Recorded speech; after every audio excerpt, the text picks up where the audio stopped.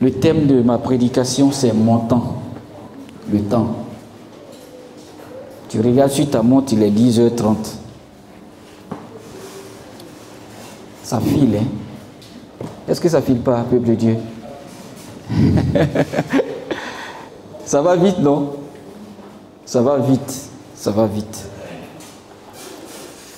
On parlera de mon temps ce matin. Mon temps. Mon temps. Le temps. Le temps. J'étais en train de regarder mon horloge et j'ai constaté qu'on avait dépassé déjà le temps. Il nous reste que 1 heure. 1 heure pour toutes les rubriques qui restent là, ce n'est pas suffisant. Parce qu'on a dépassé le temps. Alléluia. Mais dans la présence de Dieu, on aura toujours à être toujours heureux, même si on dépasse. Parce que 1 heure dans ses parvis valent mieux que 1000 ailleurs. Et je vais prendre 2 tests, 3 tests, peuple de Dieu.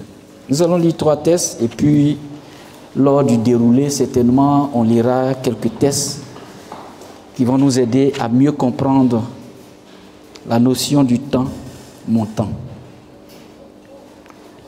On va prendre un test qui se trouve dans l'Ancien Testament et 2 tests dans le Nouveau Testament. Nous allons prendre 2 Rois 20, versets 1 à 6. 2 Rois 20, versets 1 à 6. Nous allons lire également 2 Timothée 4, versets 6 à 8. Et enfin, nous lirons Luc 23, 41 à 43. Prenons d'abord le test de l'Ancien Testament. 2 Rois 20, versets 1 à 6. Et je vais demander au peuple de Dieu de se tenir debout en signe de respect de l'autorité de la parole de Dieu. Et nous faisons la lecture du premier test, 2 Rois chapitre 20, versets 1 à 6. À cette époque-là, Ézéchias fut atteint d'une maladie mortelle. Le prophète Ésaïe, fils d'Amo, vint le trouver et lui annonça: « Voici ce que dit l'Éternel, donne tes ordres à ta famille, car tu vas mourir, tu ne vivras plus. » Ézéchias tourna le visage contre le mur et fit cette prière à l'Éternel. « Éternel, souviens-toi que j'ai marché devant toi dans la vérité avec un cœur intègre et que j'ai fait ce qui est bien à tes yeux. » Puis il pleura abondamment. Ésaïe était sorti, mais il n'avait pas encore atteint la cour du milieu que la parole de l'Éternel lui fut adressée. « Retourne annoncer à Ézéchias, le chef de mon peuple. Voici ce que dit l'Éternel, le Dieu de ton ancêtre David. J'ai entendu ta prière, j'ai vu tes larmes, je vais te guérir. Et dès après-demain, tu pourras monter à la maison de l'Éternel. J'ajouterai 15 années à ta vie. Je te délivrerai de même que cette ville du roi d'Assyrie. Je protégerai cette ville à cause de moi-même et à cause de mon serviteur David. » Amen. Nous allons prendre le second texte, peuple de Dieu. Allons-y dans le Nouveau Testament. Prenez avec moi 2 Timothée, chapitre 4, versets 6 à 8. « Pour ma part, en effet, je suis déjà comme sacrifié et le moment de mon départ arrive. J'ai combattu le bon combat, j'ai terminé la course, j'ai gardé la foi. Désormais, la couronne de justice m'est réservée. Le Seigneur, le juste juge, me la remettra ce jour-là, et non seulement à moi, mais aussi à tous ceux qui auront attendu avec amour sa venue. » Et enfin, Luc chapitre 23, versets 41 à 43. Pour nous, ce n'est que justice, puisque nous recevons ce qu'ont mérité nos actes. Mais celui-ci n'a rien fait de mal. Et il dit à Jésus, « Seigneur, souviens-toi de moi quand tu viendras régner. » Jésus lui répondit, « Je te dis en vérité, aujourd'hui, tu seras avec moi dans le paradis. » Amen. Veuillez vous asseoir. Peuple de Dieu, mon temps, alléluia, c'est le thème. On le dit le plus souvent, mon temps. Je gère mon temps. Je n'ai pas le temps. On parlera du temps aujourd'hui. Vous n'avez pas remarqué que le temps est étrange? C'est étrange. C'est étrange. Tout à l'heure, quand je démarrais, j'ai dit 10h30, non? Regardez sur votre montre. Il est maintenant 36. Est-ce qu'on reviendra encore à 10h30? Le temps est étrange. Le temps est extrêmement étrange. Voici quelque chose qui court seulement, mais qui ne revient jamais en arrière. Le temps, c'est comme une route.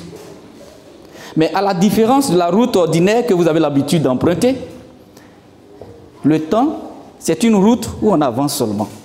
Mais on ne revient jamais en arrière. Quand tu prends une route ordinaire, tu es sur l'autoroute, tu peux avancer, et puis arriver des moments revenir. Mais est-ce que le temps revient? Le temps ne revient jamais. Le temps avance. Le temps continue d'avancer. C'est étrange, le temps. Nous sommes toujours en train de nous déplacer en direction du futur. Dans le temps, on avance dans le futur. On ne revient jamais en arrière. Tu peux même visiter la ville ou bien le village où tu as fait ton enfance. Mais en retournant dans ce village, tu ne vas pas redevenir un enfant comme quand tu étais là, dans ce village, quand tu naissais. Il y a quelques mois de cela, je suis retourné dans mon village natal à Djiglo. Mais ce n'est pas pour autant que je suis redevenu le petit gamin que j'étais à 12 ans dans les rues de Djiglo. C'était le vieillard maintenant qui venait voir sa ville natale. Le temps où j'étais petit là-bas, là, c'est passé. Ça ne peut pas revenir. C'est étrange le temps. On avance seulement. On continue d'avancer seulement. Mais on ne peut pas revenir en arrière. On ne peut pas changer les choses qui sont passées dans le temps. Hier. Même hier, c'est déjà passé. Hier, tu étais malade. Aujourd'hui, tu es guéri. Le temps où tu étais malade hier, c'est passé. Tu vis une autre réalité actuellement. Et avant que ce culte-là ne se termine, on va vivre des réalités. On va continuer d'avancer dans le temps. Mon temps. Tu ne peux jamais arrêter la route du temps. Le temps progresse seulement. On ne peut pas bloquer le temps actuellement à 10h38. Voici l'horloge. L'horloge mesure le temps. Mais tu ne peux pas bloquer 10h38. À moins que ta montre ne soit en panne. Quand c'est en panne, là ça bloque. Mais quand toi tu es en panne, le temps n'est pas en panne. Le temps ne tombe jamais en panne. Et il avance seulement. Il continue de partir, peuple de Dieu. Il ne recule jamais en arrière. Le temps est un bien de très grande valeur, peuple de Dieu. Si tu ne le sais pas, je vais te rappeler ça. Ça a une très grande valeur. Mais à l'opposé d'autres biens, on ne peut pas acheter le temps. On ne peut pas acheter le temps. Tu ne peux pas donner le temps que tu as à une autre personne. Lui aussi pareil. Il y a des gens qui auraient bien voulu acheter du temps pour vivre encore. Ils ont des millions. Ils sont en train de souffrir. Parfois, ils veulent tout simplement un cœur, renouveler leur cœur, faire une autre implantation de reins pour pouvoir survivre encore ne serait-ce que 2 ans, 3 ans. Ils sont prêts à donner des milliards. Il y a des gens qui cherchent des reins, tout simplement, pour avoir un bon fonctionnement de leur organisme et pouvoir vivre encore quelques années. Ils cherchent d'honneur, mais là-bas,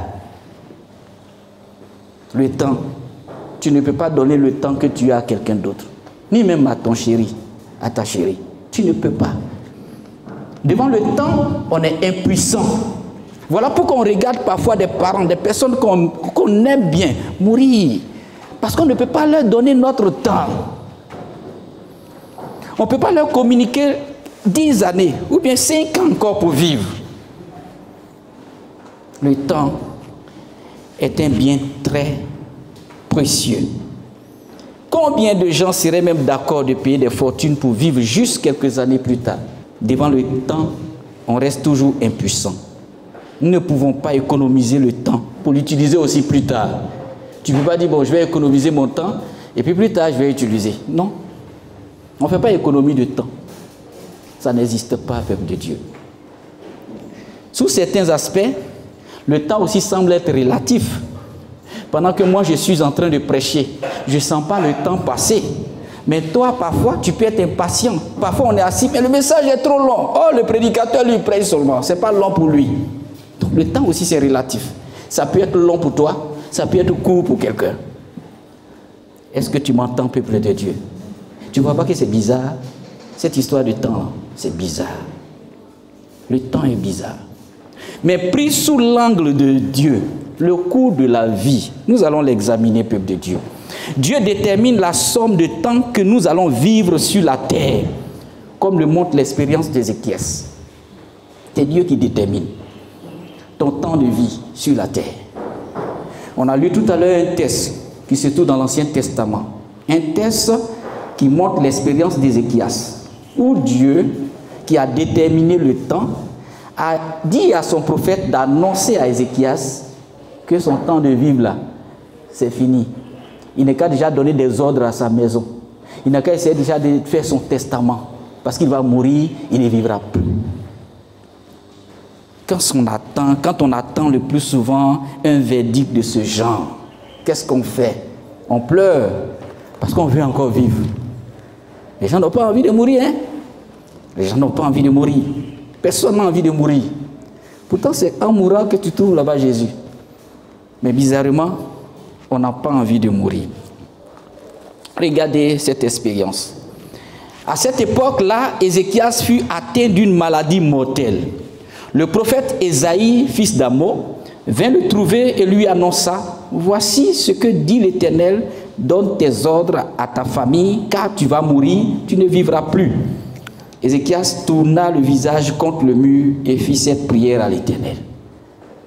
Donc devant l'annonce de la fin de son temps sur la terre, Ézéchias est troublé, Ézéchias est paniqué. Pourtant c'est un serviteur de Dieu, il aime Dieu, il a vécu une vie exemplaire, il a vécu une vie intègre. Mais le fait qu'on lui annonce sa mort, il ne peut pas accepter. Pourquoi? Parce qu'il a une famille, parce qu'il a une femme, parce qu'il a des enfants, parce qu'il a des frères et sœurs qu'il aime bien. Il veut encore rester un peu de temps avec eux. Alléluia. Donc vous voyez que le temps, c'est tellement précieux, peuple de Dieu. Le temps appartient à Dieu. Chaque être humain est responsable devant Dieu de la façon dont il a utilisé son temps au cours de sa vie. Nous avons une responsabilité devant Dieu. C'est pour cela qu'il ne faut pas utiliser ton temps de façon légère. Il faut utiliser ton temps conformément aux prescriptions de Dieu. Les longues années de vie au service du Seigneur ne sont pas les mêmes choses que quelques heures données à une personne qui accepte le Seigneur quelques heures.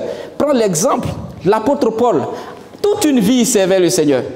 Mais regarde le brigand, celui qui a été sauvé in extremis à la croix. Alléluia. Tu vas te dire, bon, moi je peux attendre, je vais vivre ma vie, je vais faire ce que je veux, tout ça, et puis je vais attendre le dernier moment. Le dernier moment même, tu ne sais même pas ce qui va se passer le dernier moment. Peut-être que tu vas mourir un coup KO. Il y a des gens qui meurent un coup KO, ils ne savent même pas qu'ils vont mourir. Ils prennent l'avion, et puis ça fait clash, ils prennent la voiture, et puis un accident, pouf, il est parti. Il n'y a même pas le temps de prier. Est-ce que tu m'entends? Lui, il a eu la chance au moins d'être à la croix. Il y avait deux brigands, un à droite de Jésus, un à gauche de Jésus. Celui qui est à droite là, pendant que celui qui était à gauche était en train de dire, mais toi tu n'as pas dit que tu es Dieu, sauve-toi et puis sauve-nous. Celui qui est à droite, il dit non, nous sommes des criminels, mais lui il n'a rien fait. Tu n'as pas pitié de toi-même là. Dieu est là. Lui n'a rien fait. Il est en train de mériter le même sort que nous. Et il va s'adresser à Jésus. Souviens-toi de moi quand tu seras au paradis.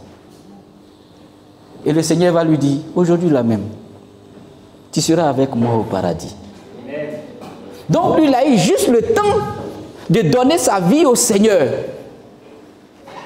Ce n'est pas comparable au temps de service de l'apôtre Paul.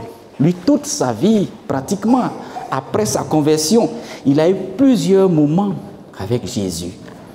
Donc ne dis pas que moi je vais attendre, peut-être quand je vais mourir, le peut-être là même, tu ne sais même pas ce qui va se passer dans peut-être là. Quelles sont les conditions de ta mort? Tu ne sais même pas. Peut-être que c'est un coup KO. Peut-être que tu seras en train de pleurer d'abord avant de mourir. Peut-être que tu auras le temps même de réfléchir ou bien de prier avant de mourir. Tout est dans la main de Dieu. Mais je vais te dire une chose au peuple de Dieu. Les longues années de vie, d'une vie au service du Seigneur, ne sont pas la même chose que quelques heures qui lui sont données avant de mourir. Donc, il n'y a pas de comparaison entre Paul et le criminel qui s'est repenti juste quelques heures, quelques minutes avant sa mort. C'est vrai qu'ils fussent tous deux sauvés, mais le premier a donné les meilleures années de sa vie au Seigneur. Les meilleures années de sa vie. Il a donné ça au Seigneur. Alors que le second a donné seulement le reste de son temps. Le reste de son temps. Les petites minutes de son temps. C'est vrai qu'il est sauvé, mais il a donné le reste. De toi à moi, Dieu, est-ce qu'il mérite le reste? Il mérite tout. Dieu veut tout. Tout ton temps là, c'est ça que Dieu veut. Le temps de ta vie, c'est ça que Dieu veut. N'attends pas le reste pour donner à Jésus. On ne donne pas le reste au Seigneur. C'est vrai, tu peux être sauvé in extremis. Mais ça, c'est un accident. Ça, c'est quelque chose qui peut venir, mais de façon exceptionnelle. Mais maintenant que tu as le temps devant toi, c'est Dieu. Marche avec Jésus. Sois avec le Seigneur. Vous voyez, Dieu, il a toujours mérité le premier et le meilleur. Dieu aussi l'a promis une longue vie à ceux qui lui obéissent. Ce sont des promesses qui sont dans la parole. Je vais lire quelques promesses. Prenez Exode 20, verset 12 par exemple.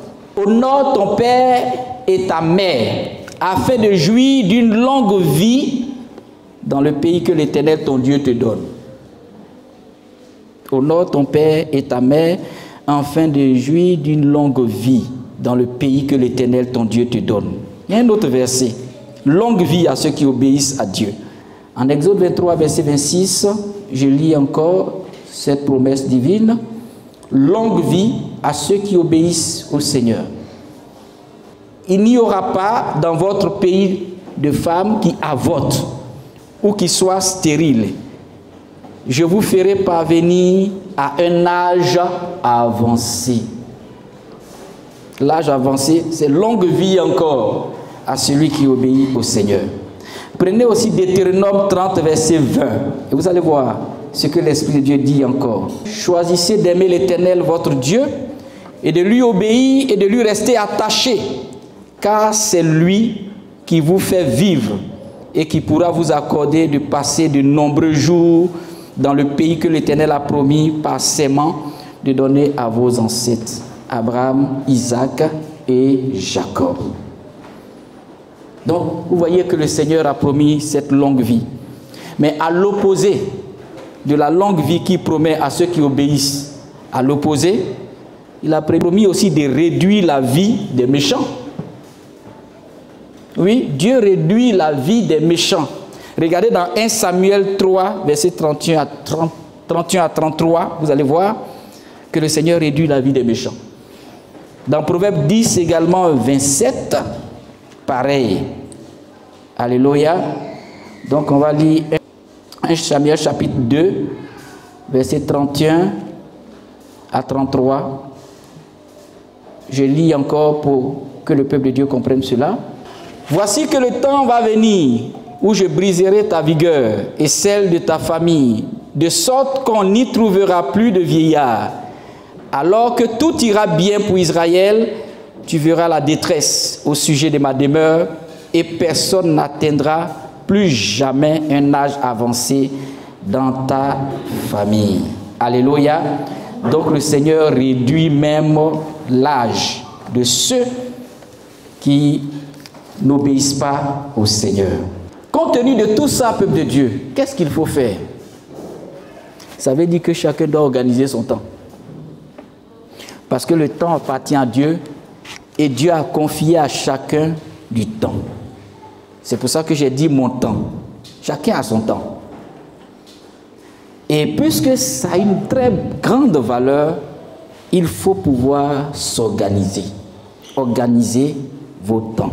Organiser son temps. Et la parole de Dieu révèle comment on peut organiser son temps. Les heures que vous allez passer à travailler déjà sont organisées. Quand tu es par exemple un travailleur, tu as un temps de travail. Et pendant ce temps de travail-là, c'est déjà organisé. Peut-être de 7h30 à 12h30. Après, tu fais la pause de 13h30. À partir de 13h30, tu reprends. La pause à 12h30, à 13h30, tu te reposes. À partir de 13h30 jusqu'à 16h30, ça, tu as fini. Ça, c'est dans l'organisation. Dans l'administration, c'est comme ça. C'est pareil aussi peut-être dans le privé. Le privé aussi, ils ont leur temps, leur plage de travail. Je ne vais pas parler du temps de ton travail, mais en dehors du temps de ton travail, qu'est-ce que tu fais? Comment tu organises le reste du temps quand tu n'es pas en train de travailler? Comment tu organises le reste de ton temps? Je vais vous donner quelques stratégies, peuple de Dieu. Il est important pour organiser son temps d'établir une liste de vos responsabilités. Qu'est-ce que vous faites en dehors des moments où vous êtes peut-être occupé à travailler? Qu'est-ce que vous faites? C'est important, peuple de Dieu. Qu'est-ce que je fais quand je suis peut-être en congé? Qu'est-ce que je fais quand je suis peut-être hors des heures de travail? Qu'est-ce que je fais exactement? Vous devez vous souvenir de 3 choses le plus souvent que Dieu nous demande. Le Seigneur demande d'investir dans 3 choses dans la vie. Quand on est homme, femme, on doit investir en Dieu, on doit investir dans les autres et puis on doit investir en nous-mêmes. 3 choses, tu dois te souvenir dans l'organisation de ton temps. Dieu, les autres et toi-même.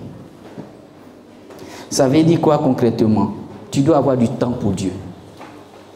Tu dois avoir aussi du temps pour ton prochain. Et tu dois avoir du temps aussi pour toi-même. Ça, c'est la pratique.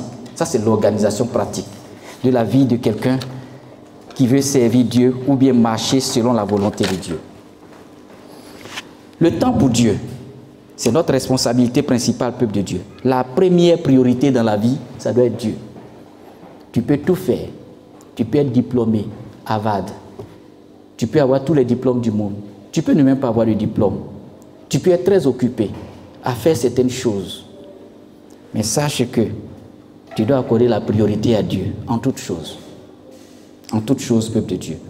Dieu a établi un 7e de notre temps qui devrait être spécialement consacré à Dieu. C'est pour ça qu'on parle de jour de sabbat. Un 7e de ton temps. Nous avons dans la semaine 7 jours. Et il y a un jour dedans qui est pour Dieu. Le temps de Dieu, là, tu dois respecter. Planifier de telle sorte que ce n'est pas pendant le temps de Dieu que tu dois recevoir des visites. Est-ce que vous savez, les gens sont tellement respectueux de nos programmes quand on est vraiment rigoureux dans ce qu'on fait dans la vie. Laisse-moi te dire, ce n'est pas le moment où tu vas au travail que tu vas avoir un visiteur chez toi. Un ami ne viendra jamais te rendre visite s'il sait que tu es travailleur. Est-ce que tu m'entends, peuple de Dieu? Ce n'est pas le moment où tu vas au travail que quelqu'un va se pointer pour dire, bon, moi je vais rendre visite à maman Liliane. Parce qu'il sait que maman Liliane travaille de telle heure à telle heure. Donc, c'est pour dire tout simplement, le temps doit être de telle sorte que pour Dieu doit être réservé. 7e jour, c'est pour le Seigneur. Le 7e jour aujourd'hui est assimilé au dimanche. Regardez dans l'administration, personne ne travaille dimanche. Même dans le privé, dimanche c'est un jour de repos. Ce jour-là, c'est pour Dieu. C'est le 7e jour. Comment tu gères ce temps que Dieu a établi? Et c'est Dieu qui a établi cela. Ça a une origine biblique. Si vous lisez Exode 20, versets 9 à 10, vous verrez que le sabbat est pour Dieu. Dieu n'a pas créé l'humanité au hasard. Dieu n'a pas créé l'humanité et ne nous a pas mis comme ça dans le monde pour vivre comme on veut. Il nous a donné le temps, mais lui-même aussi, il nous apprend à nous organiser et à planifier le temps. Il y a un partage qui est fait déjà par l'Esprit de Dieu. Il y a également le temps que nous devons consacrer à notre culte privé. Tu te lèves dans la journée, tu dois avoir un moment de prière, un moment de lecture de la parole de Dieu, un culte privé. Parce que c'est pas seulement, tout ne doit pas se faire seulement à l'église. Nous avons une vie privée, nous avons une vie familiale, nous avons une vie à la maison. Et là, tu dois disposer ton temps aussi pour parler à Jésus, pour lire la parole de Dieu, pour écouter Dieu, pour prier. Ça, c'est important, ce culte privé. Et ça, c'est à l'exemple de Jésus. Parce que Jésus lui-même, il faisait ça. Lui qui est Dieu, lui qui est Dieu, lui qui est Dieu. Il se lève matin, il prie. Il se lève matin, il a un moment de dévotion. Il se lève matin, il a un temps de prière. Le Dieu, homme, qui fait ça. C'est pour nous dire que nous aussi, nous devons organiser notre temps pour Dieu. Un temps pour Dieu. Et ça sera très important pour nous, peuple de Dieu. Nous devons mettre à part un moment, afin d'être seul avec Dieu, pour prier et étudier sa parole. Et si nous ne le faisons pas, ou si nous avons cessé de le faire, nous avons une dette de temps envers Dieu. On doit crédit de temps à Dieu. Si on ne fait pas ça, on a une dette de temps. Veux-tu avoir un crédit de temps avec Dieu? Non. Il y a un temps, un petit temps que tu dois réserver. Même si c'est 10 minutes, c'est beaucoup. Pour une dévotion matinale.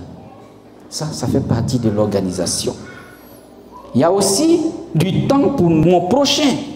Parce que je disais tout à l'heure, il faut se souvenir dans la vie que tu dois investir en 3 entités. Tu dois investir en Dieu. Tu dois investir également pour ton prochain. Et puis tu dois investir sur toi-même. Il y a pour Dieu, il y a aussi pour ton prochain. Et le temps pour ton prochain, comment investir? Si par exemple tu es marié, si nous sommes mariés, nous devons premièrement mettre à part du temps pour parler avec notre épouse, pour parler avec notre conjoint, notre conjointe. C'est important. En tant que serviteur, en tant qu'enfant de Dieu, il faut avoir du temps pour la famille. Nous sommes une seule chair, selon Genèse 2, verset 24. Vous savez que dans les couples où il n'y a pas de communication fréquente, ça peut solder à un divorce, ça peut solder à une séparation radicale. C'est pour ça que tu dois accorder du temps. Il y a des gens qui sont tellement occupés qu'ils n'accordent même pas du temps à leur femme. Ils n'accordent même pas du temps à leur famille.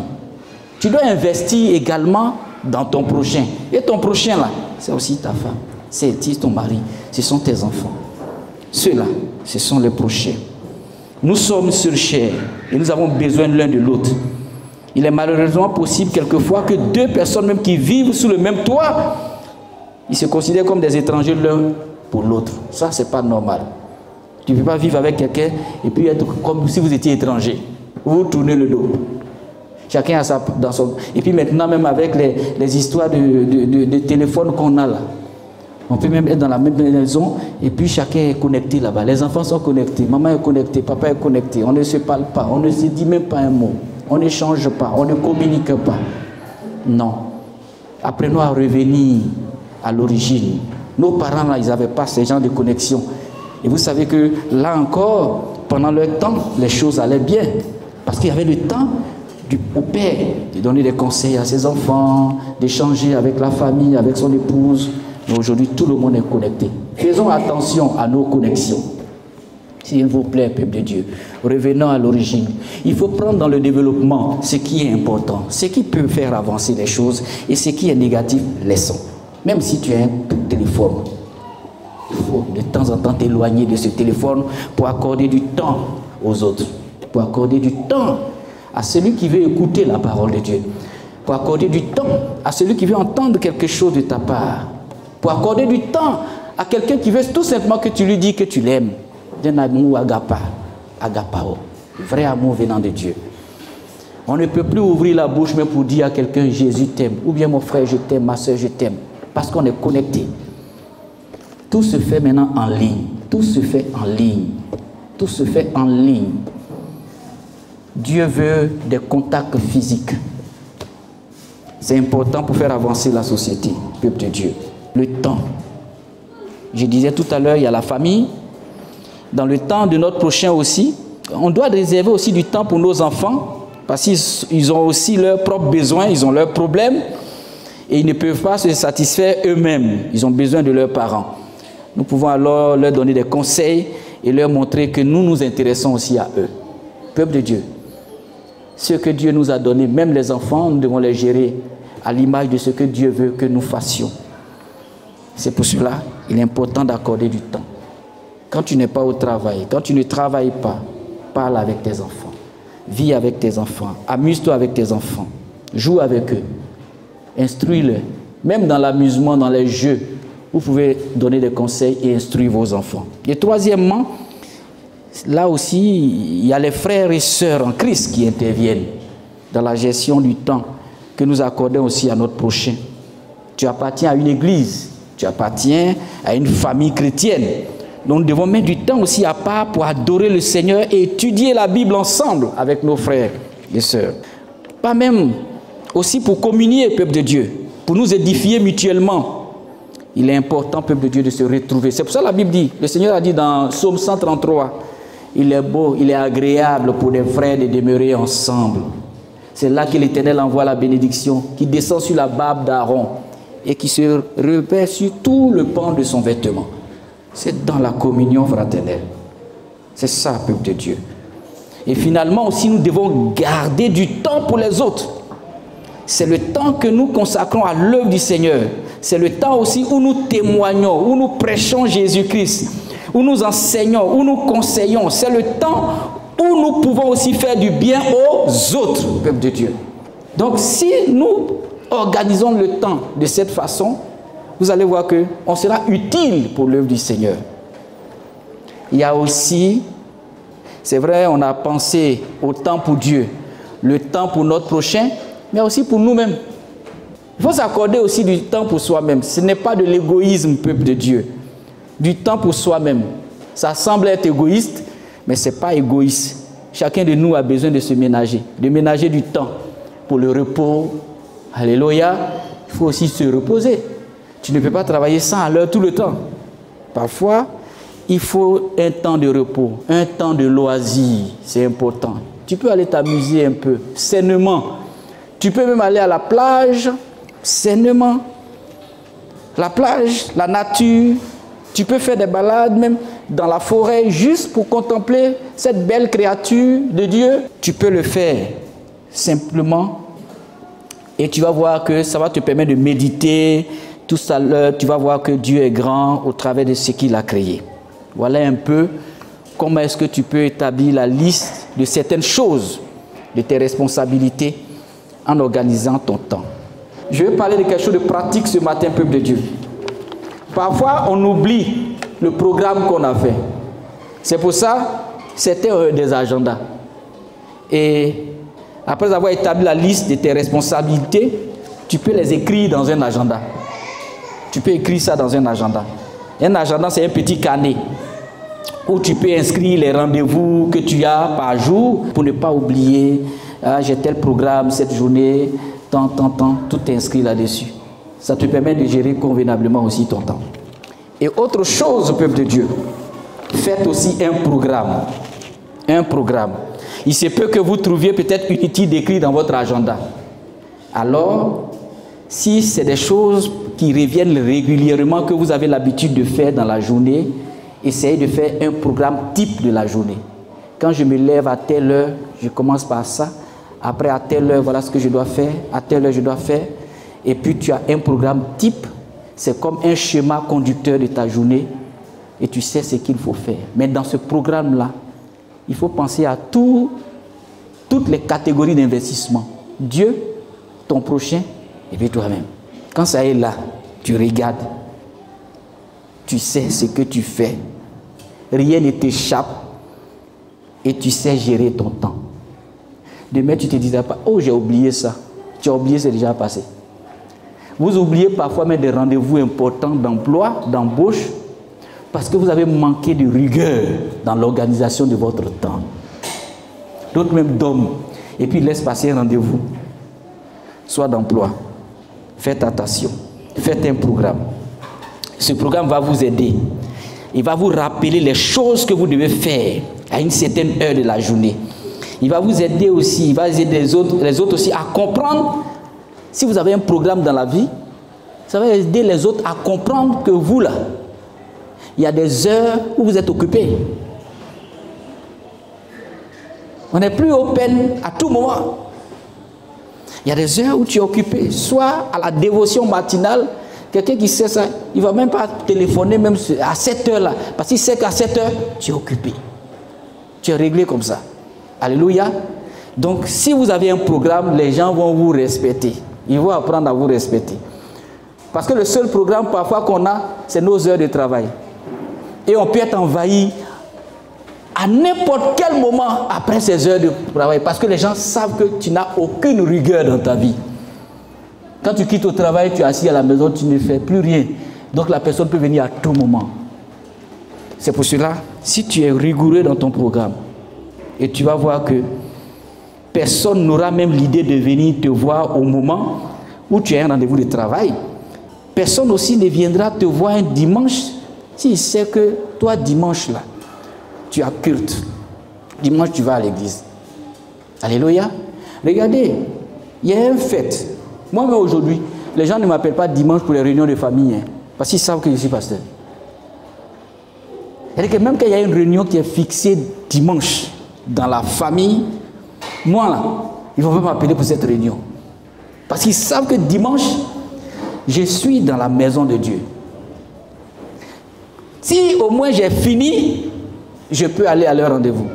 Donc, personne ne peut me déranger un dimanche matin pour dire, ah papa, il y a réunion de famille à telle heure, à 9h ou à 10h. Déjà, mais quand ils font leur programme là, lui là, ne l'insérez pas dedans parce que c'est un serviteur de Dieu. Si vous avez un programme et que vous êtes rigoureux, vous n'allez pas perdre du temps inutile. Parfois, vous pouvez être même coincé quelque part. Dimanche matin, c'est là que peut-être il y a un gombo spécialement qu'on attend et quelqu'un vous appelle. Pourquoi? Parce qu'une fois, vous lui avez donné l'occasion, quand il vous a dit qu'il y a un travail à faire le dimanche, d'y aller. Alléluia. C'est pour cela, à tout moment, il peut même vous appeler pour dire que c'est là. Une fois que le diable sait que tu as été léger sur un plan, il va utiliser ce plan-là pour t'emmener hors de la présence de Dieu. Mais quand tu es ferme sur un plan, pour l'amour du Seigneur, tu dis, voilà mon programme. Avec Jésus, je suis rigoureux. Et tu vas voir que le diable ne pourra plus te tenir sur ce programme-là. Donc, voyez, peuple de Dieu, faites un programme et respectez ce programme avec l'aide de Dieu. Et il y a une liste de choses à faire. Il y a plusieurs techniques que vous pouvez utiliser, mais il faut planifier chaque jour ce que vous devez faire. C'est une technique qui est valable pour tout le monde, pour ceux qui travaillent, pour ceux qui ne travaillent pas. Il faut planifier chaque jour ce que vous devez faire. Autre chose, pour ne pas gaspiller le temps. Le temps est d'une valeur extrême, peuple de Dieu. Vous l'avez vu tout à l'heure. Voici qu'Ézéchias est en train de pleurer parce qu'il doit mourir. Son temps est fini. Alléluia. Donc ne gaspillons pas le temps. Voilà pourquoi je voudrais aussi vous encourager à être à l'heure. Soyez à l'heure. À tout rendez-vous. Il y a des gens qui maudissent même l'homme peut-être qui a inventé l'horloge. Mais l'horloge nous fait du bien. Ça nous aide un peu à mesurer le temps. Ne maudissez pas les montres. Alléluia. Le résultat pour ces personnes-là, c'est qu'ils arrivent toujours en retard là où ils vont. Tous les jours. On dit 10h, la personne va venir à 10h30. On dit la réunion commence à 11h, la personne vient à 12h. Est-ce que c'est normal, peuple de Dieu? Pendant que vous fixez rendez-vous avec quelqu'un qui vous attend à 10h, vous traînez encore les pas à la maison. Et puis vous venez peut-être à 13h. Beaucoup ont raté comme ça des événements importants de leur destinée. Beaucoup ont raté beaucoup de grâces comme ça. à cause du retard, la négligence dans le temps. On prend le temps, on prend le temps, on prend le temps et on vient à l'heure qu'on souhaite. On parle même de l'heure africaine. Ce n'est pas un exemple au peuple de Dieu. Soyons à l'heure. L'habitude d'être en retard peut être bien le résultat même de notre attitude. Lorsque nous avions avant cette attitude-là, avant même de connaître le Seigneur, on prenait tout notre temps. Alléluia. D'autres ne se pressent pas pour accepter Jésus. Parce qu'ils ne savent pas l'importance du temps. Et c'est après ils grattent la tête, je regrette. Il y a des gens aujourd'hui qui se sont convertis, qui se disent, mais j'ai gaspillé mon temps. Si j'avais su. Oh, on t'a dit ça il y a longtemps. On t'a dit ça il y a longtemps. Pendant que tu étais jeune. La personne est vieille maintenant. Il est vieux, il veut mourir. Si j'avais su que c'était doux comme ça à faire de Dieu. Si j'avais su, je n'allais pas gaspiller ma vie. Oh, tu ne peux plus rattraper. C'est passé, c'est passé. C'est pour cela, sois aussi à l'heure. N'ayons pas l'habitude de négliger les temps fixés. Il est important de réaliser ce que Dieu a accompli. Dieu même a accompli les choses à l'heure. Tout ce que Dieu a fait, c'est à l'heure. La Bible dit au temps marqué. Quand on dit temps marqué, là, c'est l'heure pile. Alléluia. Donc Dieu agit toujours au temps marqué. Jésus aussi aimait agir à l'heure appropriée. Le Seigneur ne voulait pas que ses auditeurs l'attendent. Quand il doit aller quelque part, un rendez-vous, il est là déjà. Peuple de Dieu, nous sommes des intendants du temps que Dieu nous a donné. Notre temps est entre nos mains. Nous devons gérer ce temps parce que Dieu nous demandera des comptes. Dieu nous demandera des comptes. Et si nous voulons avoir longue vie, il y a aussi des promesses dans la Bible sur lesquelles nous devons nous appuyer. Et j'ai lu quelques versets concernant ces promesses. Gère ton temps de façon convenable et tu vas voir que tu ne vas pas regretter.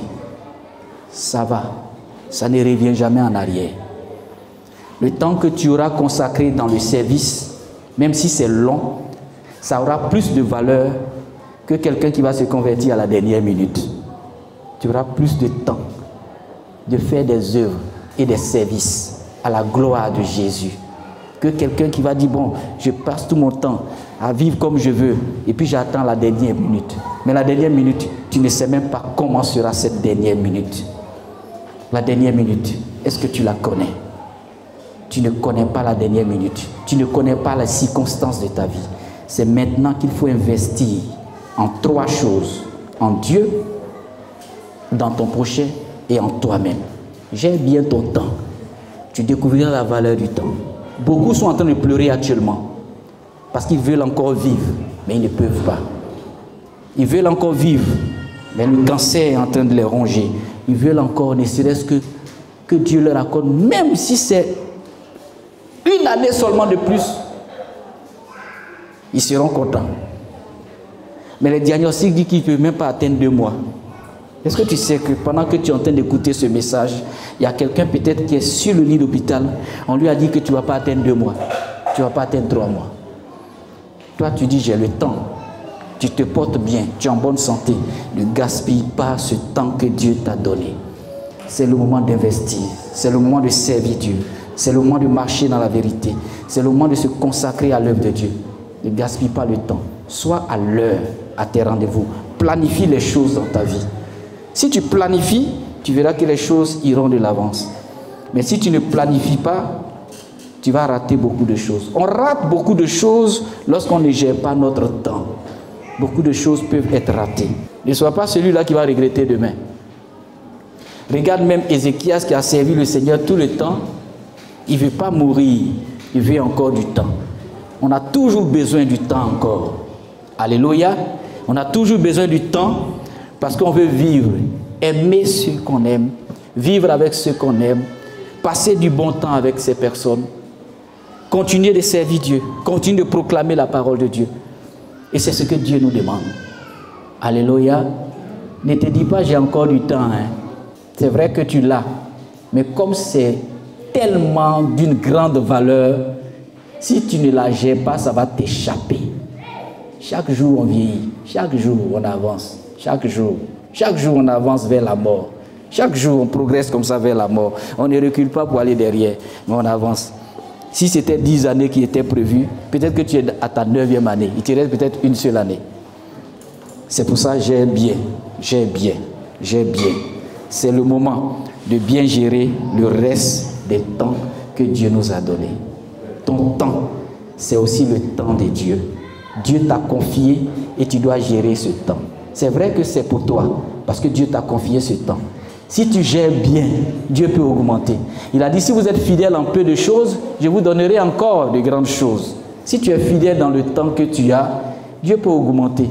Parce que c'est Dieu qui décide de toutes les manières d'augmenter la durée de nos vies sur la terre. Nous, on ne peut pas gérer ça. On ne peut pas être responsable de ça. Mais il y a une promesse divine qui est liée au temps. Le temps que tu as là, il y a une promesse divine. Je vais dire aux enfants de l'école du dimanche, le Seigneur dit, honore ton père et ta mère et tu auras une longue vie.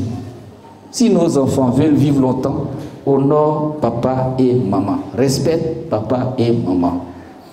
Les enfants qui honorent père et mère vivent longtemps sur la terre. Les parents sont en train de partir, mais les enfants sont la relève de demain. Un enfant obéissant aura la bénédiction de ses pères, aura la bénédiction de ses mères. Il vivra longtemps. Il vivra longtemps. Il vivra longtemps. Il vivra longtemps. Si nous voulons vivre longtemps, il n'y a pas d'autre secret. C'est l'obéissance. Obéir à Dieu, c'est aussi obéir à ses parents. Obéir à Dieu, c'est respecter aussi son père et sa mère. On ne peut pas obéir à Dieu sans respecter celui-là que Dieu a mis devant nous. C'est pour cela les principes de Dieu sont là. Je vis à 100 à l'heure. Je peux freiner, mais le temps ne freine pas. Tu vis à 100 à l'heure, ton 100 à l'heure là peut t'envoyer à la mort.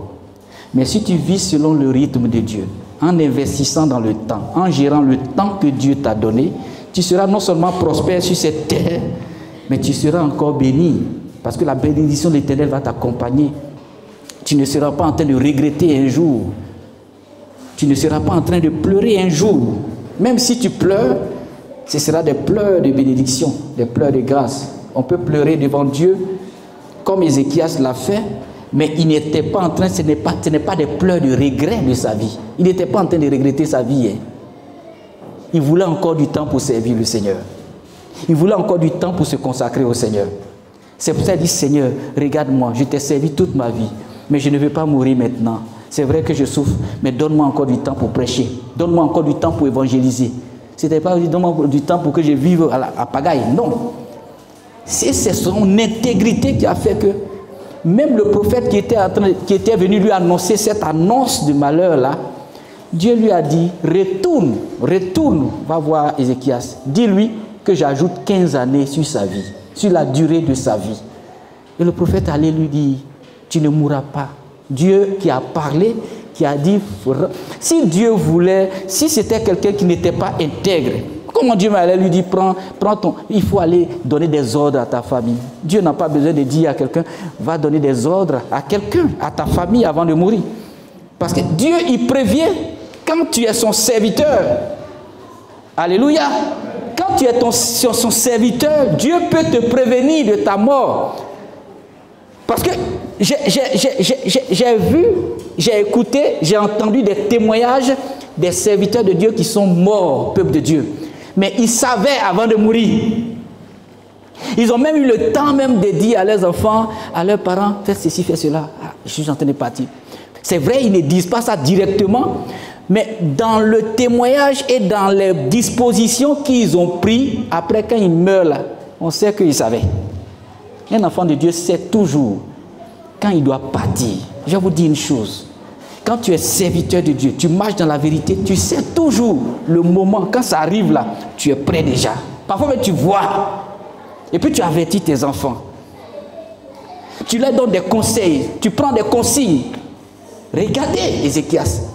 Dieu l'a averti pour dire tu vas mourir, prends le temps d'informer ta famille, prends des dispositions. Ça, c'est le gage de la fidélité de Dieu qui fait ça. Si tu es connecté au Seigneur, Dieu ne fera jamais rien sans t'avertir. Même à ta mort, le Seigneur va t'avertir.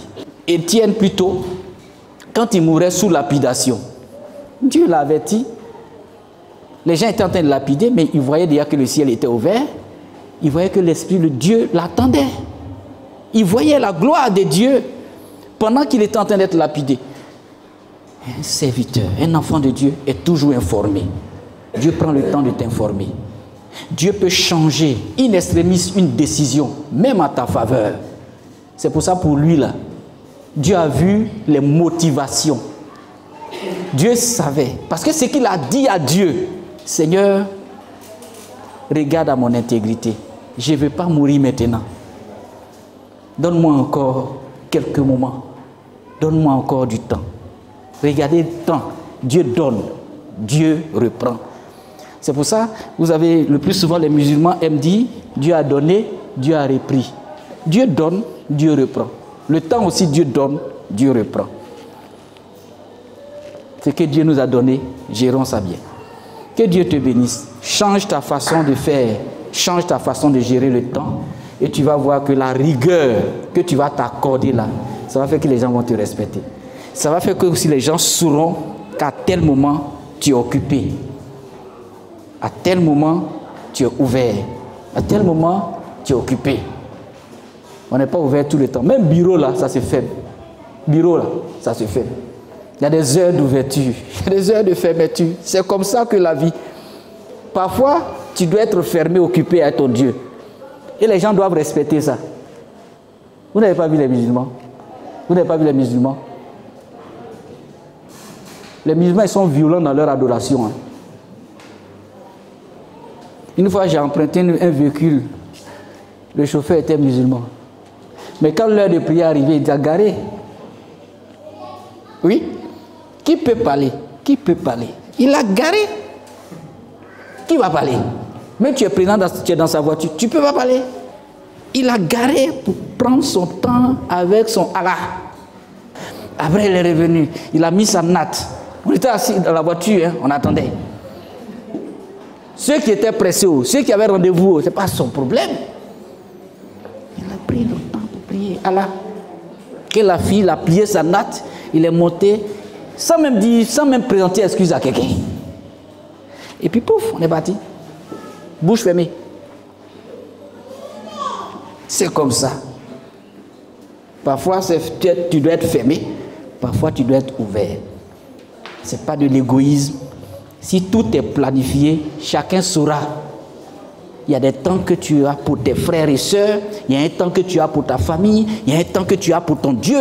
Il y a un temps que tu as pour ton église. Fais ça. Et puis respecte. Ne bouffe pas sur le temps de Dieu. Sinon, tu auras crédit de Dieu. Est-ce que vous savez, quand le culte est fixé peut-être à 9h30 et qu'on vient à 10h, on a crédit sur Dieu. C'est un crédit de temps. C'est un crédit de temps. Mais les gens qui respectent, qui sont rigoureux, Dieu, il tient compte de tout pour nous bénir, peuple de Dieu. Toute notre adoration, c'est aussi dans ces choses-là.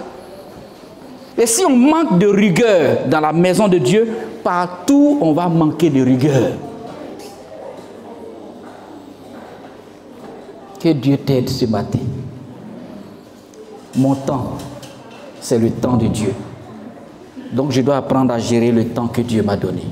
Que Dieu te bénisse au nom du Seigneur. Amen. À l'écoute de la parole de Dieu. Retrouvez-nous sur nos pages Twitter, Instagram et YouTube. Que Dieu vous bénisse.